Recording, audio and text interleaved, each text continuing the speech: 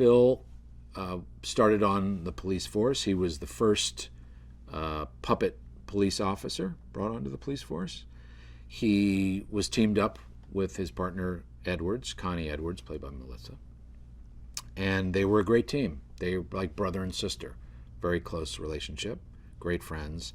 And then, unfortunately, one day something went wrong, and he made a big mistake, and he lives with that regret until hopefully he can turn that around in the Happytime murders. She's one of those people that can just say potato chip and you laugh your ass off. I laughed so much with her. It was so hard to get through some scenes, you know, to just try and stay, because, you know, you're doing all this, and he starts to quiver because I'm trying to hold my laugh, and he's shaking, and I know now the take is no good, but she's hysterical in it. So it was really challenging to try not to break up so that I didn't blow her performances. But man, we had a great time. She's so open. We really spent time working and talking about who they were together, you know, for each scene, and talked about dialogue, played around with a lot of scenes and dialogue. She's amazing. She was great. I mean, emotional stuff. To be able to work off of an inanimate object, you know, to be able to draw on that kind of emotion that she needed for various scenes, to be funny, to be quick, to be smart, strong, was just a thrill for me. So much fun. I loved working with her. I mean, I kind of feel like I'm cheating on Melissa because I had so much fun working with with Maya. She, again, the emotion that she brings, the subtlety of emotion that she brings to her character and these moments, and doing something just a little bit different each time, you know, just to make it a little bit different. She just fascinated me. He is literally the perfect person for this. This was a passion project for him, you know, something he really believed in and wanted to do and has hung on to and has been trying to get done for many years.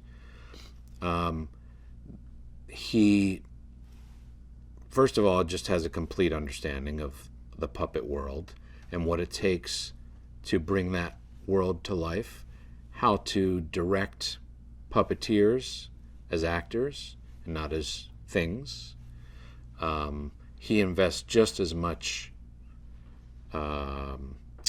guidance and, you know, the directing side of things to the puppet characters as he does with people, because they're equally valuable in this project, obviously, because it's about puppets and people. He is incredibly patient. You know, you need, I think, to have a lot of patience to do a film like this. People have no idea what it takes to have to prepare and direct for a film like this with puppets and people.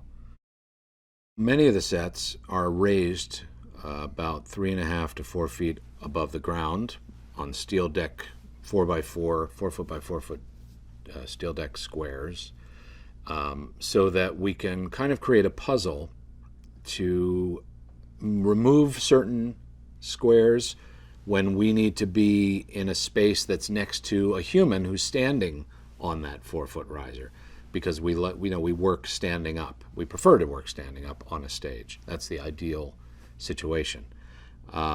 So sets kind of, there's a blueprint that gets created for each scene to figure out, well, now we know what the blocking is. How do we make this look like the puppets are really standing and moving effortlessly next to humans? Hey, Bali here. So did you like that video? Do you think the movie will be a success? Well, if not, maybe it will join the list of biggest box office bombs, which is what I'm here to talk to you about today, with a list of movies from this category. So let's start off with 2009's The Lonely Bones, which bombed at the box office with an estimated $64 million loss. Titan AE from 2000, which had an estimated loss of $137 million. 2015's Tomorrowland, starring George Clooney, recorded an estimated $76 million loss at the box office. The 13th Warrior, starring Antonio Banderas, had a loss of $98 million. Disney's animated Treasure Planet from 2002 lost a whopping $112 million. The Adventures of Baron Munchausen, starring John Neville, lost more than $77 million. The Lone Ranger, starring Johnny Depp, lost $97 million.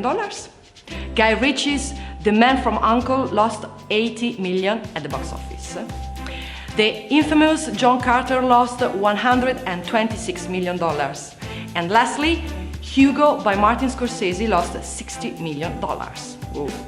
So, do you agree with the movies of this list? Let me know in the comments below, and remember to subscribe to our channel for all the best trailer releases. See ya!